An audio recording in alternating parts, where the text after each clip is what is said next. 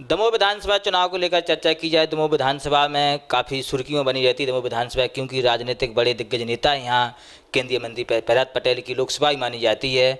काफ़ी बड़े नेता यहाँ विधानसभा में भी रहे हैं। बात करेंगे तो हमारे साथ हैं श्याम शिवहरे जी हैं, जो विधानसभा संयोजक हैं, लगातार क्षेत्र में सक्रिय हैं, कहीं ना कहीं भारतीय जनता पार्टी को मजबूत करने का प्रयास, मजबूत करने की कोशिश में लगे हैं, आरएसएस संघ से निकले हुए हैं।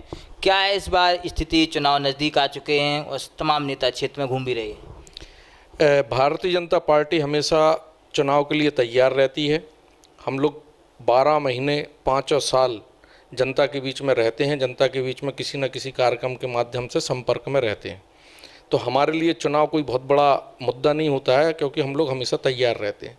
जहाँ तक सवाल है, वर्तमान में 3 महीने के अंदर विधानसभा के चुनाव होने वाले हैं, उसकी हम लोग पूरे तरीके से तैयार है। भाजपा जिस भी प्रत्याशी को उतारेगी, उसके साथ हमारे एक एक कार्यकर्ता पूर्ण मानसिकता के साथ, पूर्ण ईमानदारी के साथ काम करेगा और चुनाव जिता के देगा। जिम्मेदारी की बात की जाए, जिम्मेदारी तो बढ़ी गई है, क्योंकि एक आपके विधानसभा है जो पथरिया, वहाँ पे एक प्रत्याशी को भारतीय जनता पार्टी ने टिकट दे दी है, लखन पटेल को। कैसे देखते हैं आप, कैसे जाना और कैसे रणनीति बनाएगी भारतीय जनता पार्टी? लखन पटेल जी पूर्व में विधायक भी रहे हैं और उनका कार्य क्षेत्र जो पथरिया रहा, वहाँ पे उनका बहुत अच्छा संपर्क है। पिछला चुनाव वो बहुत कम वोटों से हारे, उसका मूल कारण हमारे संगठन के अंदर समन्वय नहीं था, उसके कारण से वो हारे।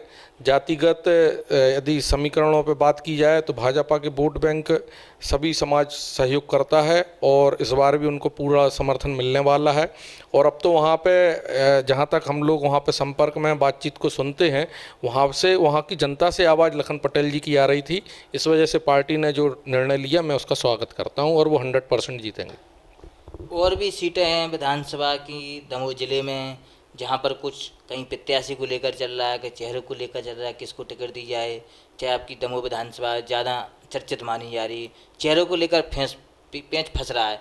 कैसे देखते हैं भारतीय जनता पार्टी यहाँ से कोई सामाजिक या कोई समाज सेवी नेता या कार्यकर्ता को निकाल पाएगी जिसको टिकट दे सके?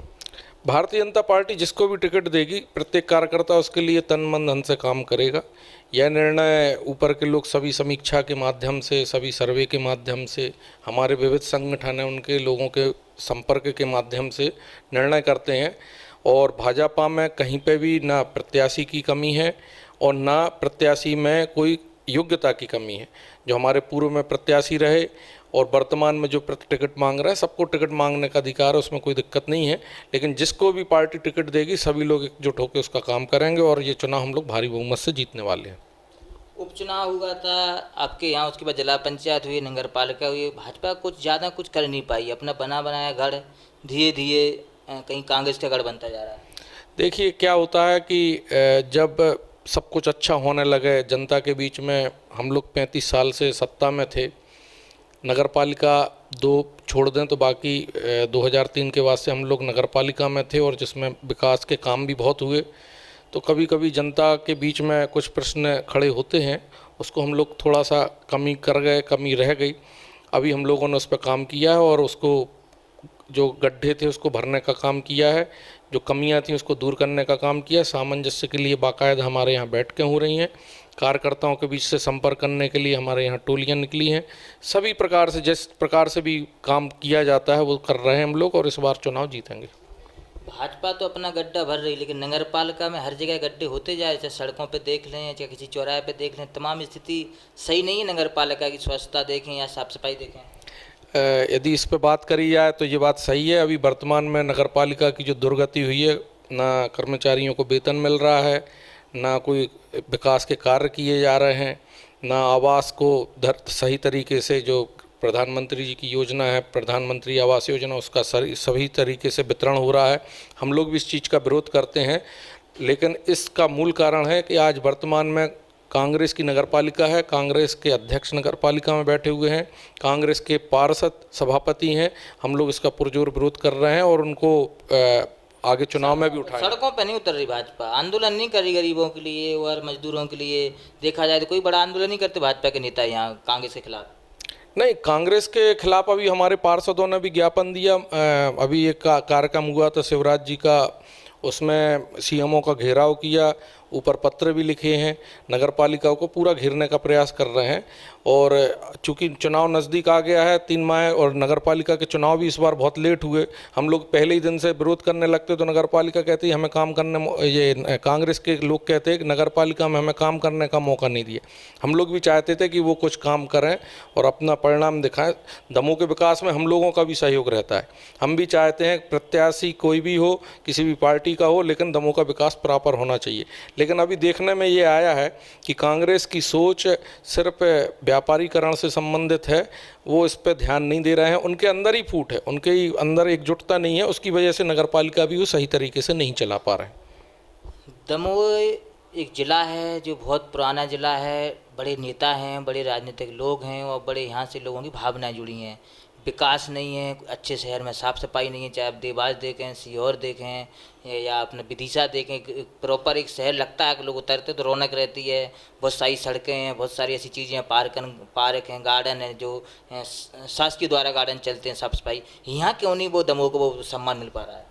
नहीं, पिछले 5 साल पहले मुझे जहाँ तक ध्यान है, जब मालती साटी जी नगर पालिका की अध्यक्ष थीं, उस समय राज्य सरकार द्वारा कुछ पुरस्कार भी मिले और जो गंदगी में हमारा सबसे पीछे स्थान आया था उससे अपडेट होके हम लोग बहुत अच्छी रैंक पे भी पहुँचे थे।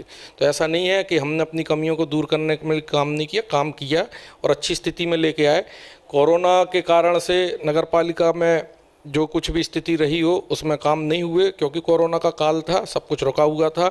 उसके बाद चुनाव लेट हुए, चुनाव लेट के बाद जो कांग्रेस सत्तासीन आई है उसमें उनकी जिम्मेदारी उनको लेना चाहिए और उनको जिम्मेदारी स्वीकार करके हम लोगों से जहां सहयोग बोलेंगे सहयोग करेंगे, लेकिन जिम्मेदारी उनको लेना चाहिए, जनता के बीच में उनको काम करना चाहिए। इसका पूरा, यदि अच्छा काम होगा तो श्रेय उनको जाता, यदि बुरा है तो उसका भी। गुजरात पैटर्न पे कुछ मध्य प्रदेश में चल रहा है कि नए लोगों को मौका मिलेगा, जो वरिष्ठ हैं टिकट कट सकती है, नए लोगों को मौका देंगे तो सरकार बनेगी मध्य प्रदेश में। भाजपा का मैं भी करीब 2-3 पीढ़ियों से जुड़ा हुआ हूं भाजपा से और मैं लंबे समय से देख रहा हूं। भाजपा हमेशा युवाओं को आगे बढ़ाती है, युवाओं को आगे बढ़ाने का काम करती है, चाहे वो शिवराज जी हों, चाहे नरेंद्र सिंह तोमर जी हों, चाहे कमल पटेल जी हों, चाहे नितिन गडकरी जी हों, चाहे अब हमारे राष्ट्रीय अध्यक्ष आदरणीय जेपी नड्डा जी हों, कोई भी हो, ये सब युवावस्था में भाजपा से जुड़े और अपने काम के आधार पर और अपनी योग्यता के आधार पर बड़े बड़े पदों पर पहुँचे। तो भाजपा इस बात का हमेशा ध्यान रखती है और जब युवा भाजपा में संस्कारों के साथ और समन्वय के साथ में और प्रशिक्षण के साथ में काम करता है तो फिर वो पदों की लालसा में नहीं घुसता है। पार्टी उसके बारे में चिंता करती है और योग्यता के अनुसार उसको काम दिया जाता है।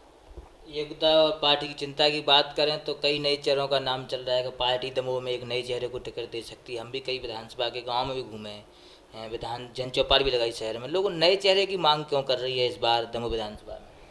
देखिए, कांग्रेस के आदरणीय अजय टंडन जी की पीढ़ी से वो विधायक रहे हैं और कांग्रेस के बारे में आम जनता के बीच में ये विषय है कि उनके यहाँ परिवार के आधार पर टिकट दी जाती है। इस कारण से वो आम जनता के बीच में ये विषय आ रहा है बार बार, नया चेहरा। तो कांग्रेस का विरोध है, इसीलिए नए चेहरे की डिमांड आ रही है। भाजपा में भी नए चेहरे की मांग उठ रही है। भाजपा में नए चेहरे की, भाजपा तो हर कार्यकर्ता को टिकट मांगने का अधिकार है, लेकिन जिसको भी टिकट मिलती है उसके लिए सब लगते हैं। जैसे लखन पटेल जी जब पहली बार चुनाव लड़े थे वो नए चेहरे थे, आज वो पुराने हो गए क्योंकि एक पंचवर्षीय है। तो कोई भी व्यक्ति जब उसको मौका मिलता है तो वो पहली बार नया ही होता है। तो यदि कोई योग्यता के आधार पर और कोई जीतने के आधार पर, जीतने के पैमाने के आधार पर पार्टी जब टिकट देती है तो वो हमेशा नया भी होता है और फ्रेश चेहरा हम लोग मानते हैं, चाहे वो पुराना क्यों ना हो, क्योंकि वो जीतने के लिए नए चुनाव में जा रहा है तो वो नया ही होता है। कहीं श्याम शिवहरे को भी नई चेहरा समझ के पार्टी का टिकट दे दमोह से, तो कैसे देखते हैं आप अपने आप को? भाई साहब, मैं अपने आप को भाजपा का एक छोटा सा अदना सा सामान्य सा कार्यकर्ता मानता हूं और पार्टी ने मुझे, मैं जब अपने संगठनों में काम कर कर के आज भाजपा में पूरा समय देने के लिए तैयार हुआ तो मैंने ये नहीं सोचा था कि भाजपा मुझे कौन सा दायित्व देगी। मुझे जो काम दिया है मैं वो काम कर रहा हूँ और भविष्य में भी जो मुझे जिम्मेदारी दी जाएगी वो मैं अपनी निष्ठा से, ईमानदारी से करूं, ये मेरी प्रायोरिटी है। टिकट मेरा ना कभी लक्ष्य था और ना मेरा ऐसे सोच के साथ में भाजपा से जुड़ा हुआ। पार्टी कहीं विचार करे आपके ऊपर दमोह में कि एक श्याम से भरे भी हैं जिनको मौका मिलना चाहिए पार्टी से, तो आप कैसे देखते हैं? आप तैयार हैं, काम कर पाएंगे विधायक? नहीं, हम लोग तो काम कर रहे हैं, लेकिन श्याम सेवरे के अलावा भी बहुत सारे लोग हैं जो टिकट मांग रहे हैं, कई वरिष्ठ भी हैं। हमारे यहाँ जीत का पैमाना सबसे बड़ा प्रायोरिटी होती है, जो जीतेगा उसको पार्टी टिकट देगी, और जीतने वाले प्रत्याशी के साथ में हम सब लोग हैं। जिसको भी टिकट भारतीय जनता पार्टी के प्रत्याशी बनाएगी उसके साथ हम लोग तन मन और धन से पूरा काम कराएंगे। मैं कभी भी ना प्रायोरिटी में था और ना मैं अपने आप को मानता हूँ। बड़े मुद्दे रहे दमोह के विकास को लेकर, चाहे सांसद जी की बात हो या वर्तमान विधायक, नगर पालिका की बात भी उठाई, गड्ढों की भी समस्याएं, लेकिन कहीं ना कहीं श्याम से भरो ने यही कहा है कि पार्टी से कोई उम्मीद नहीं है, अगर देगी तो देखा जाएगा। मैंने कभी टिकट मांगने की दावेदारी नहीं की। समाज सेवा और पार्टी का काम करने के लिए अपन राजनीति में आए थे। जुड़े हमारे साथ न्यूज़ की रिपोर्ट दमोह।